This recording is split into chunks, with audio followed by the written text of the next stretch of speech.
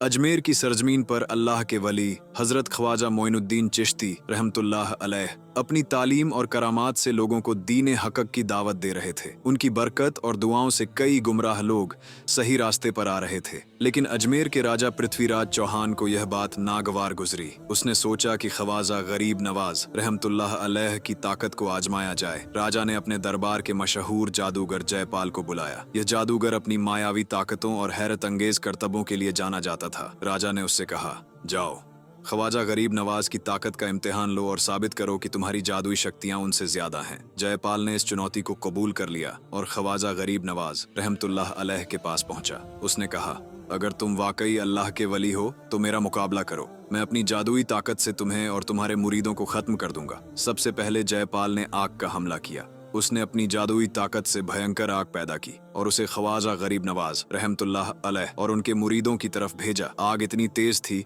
कि हर तरफ जलने की बू फैल गई। लेकिन हजरत ख्वाजा गरीब नवाज अल्लाह की बारगाह में हाथ उठाए और फरमाया, या अल्लाह, तू सब पर कुदरत रखता है, हमें इस आग से महफूज फरमा। अल्लाह के हुक्म से वह आग ठंडी हो गई और गायब हो गई। जयपाल ने दूसरा हमला तेज आंधी से किया। उसने हवा को ऐसा भयंकर रूप दिया कि पेड़ उखड़ने लगे और चारों तरफ धूल का अंधड़ छा गया। मगर हजरत ने अपने मुरीदों से फरमाया, अल्लाह पर यकीन रखो और मेरे बनाए हुए घेरे के अंदर आ जाओ। यह आंधी हमें कोई नुकसान नहीं पहुंचा सकती। अल्लाह के करम से वह आंधी घेरे के पास पहुंचते ही ठहर गई और कुछ ही पलों में खत्म हो गई। इसके बाद जयपाल ने पहाड़ का सहारा लिया। उसने अपनी जादुई ताकत से एक बड़ा पहाड़ उठा लिया और उसे ख्वाजा गरीब नवाज रहमतुल्लाह अलैह पर फेंक दिया। मगर अल्लाह के हुक्म से वह पहाड़ घेरे के करीब पहुंचते ही ठहर गया और वापस वहीं गिर गया जहां से उठाया गया था। जयपाल ने अगला हमला बारिश के जरिए किया। उसने आसमान को काले बादलों से ढक दिया और ऐसी मूसलाधार बारिश की जिससे हर तरफ पानी भर गया। मगर ख्वाजा गरीब नवाज रहमतुल्लाह अलैह की दुआओं के असर से पानी घेरे के बाहर ही ठहर गया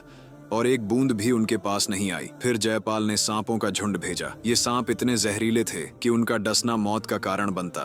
मगर अल्लाह के हुक्म से सांप घेरे के पास पहुंचते ही बेजान हो गए और वहीं गिर गए। आखिरकार जयपाल ने खुद आंधी और तूफान का रूप लेकर हमला किया। उसने सोचा कि इस बार वह खुद जाकर अपनी ताकत से ख्वाजा गरीब नवाज को हरा देगा। लेकिन हजरत मुस्कुराए और अपनी चप्पल खराम की तरफ देखा। फिर फरमाया, ए खराम, इस जादूगर को सबक सिखा और मेरे पास लेकर आ। अल्लाह के करम से ख्वाजा गरीब नवाज रहमतुल्लाह अलैह की चप्पल हवा में उड़ी और सीधी जयपाल के सिर पर जाकर लगी। चप्पल ने बार बार जयपाल के सिर पर वार किया। जयपाल दर्द से कराहता हुआ गिर पड़ा और बेबस होकर ख्वाजा गरीब नवाज रहमतुल्लाह अलैह के कदमों में आ गिरा। उसने रोते हुए कहा, मैंने अपनी ताकत पर घमंड किया और अल्लाह के वली को चुनौती दी, मुझे माफ कर दें। हजरत ख्वाजा गरीब नवाज रहमतुल्लाह अलैह ने उसे माफ कर दिया और फरमाया, अल्लाह तौबा करने वालों को पसंद करता है। अगर तेरा दिल सच्चा है तो अल्लाह तुझे माफ कर देगा। जयपाल ने सच्चे दिल से तौबा की और इस्लाम कबूल कर लिया। वह ख्वाजा गरीब नवाज रहमतुल्लाह अलैह का मुरीद बन गया और अपनी बाकी जिंदगी अल्लाह की इबादत और इंसानियत की खिदमत में गुजार दी। ये वाकया साबित करता है कि अल्लाह की ताकत के आगे कोई भी ताकत नहीं टिक सकती। जो अल्लाह पर यकीन रखता है और उसकी रहमत का तलबगार बनता है, उसे दुनिया की कोई ताकत नुकसान नहीं पहुंचा सकती। हजरत ख्वाजा गरीब नवाज रहमतुल्लाह अलैह की यह करामात हमें सिखाती है कि घमंड और ताकत का अंत बर्बादी है और अल्लाह के वली का कोई मुकाबला नहीं। वली अल्लाह की दुआ और करामात अल्लाह की रहमत का नुमाइंदा है।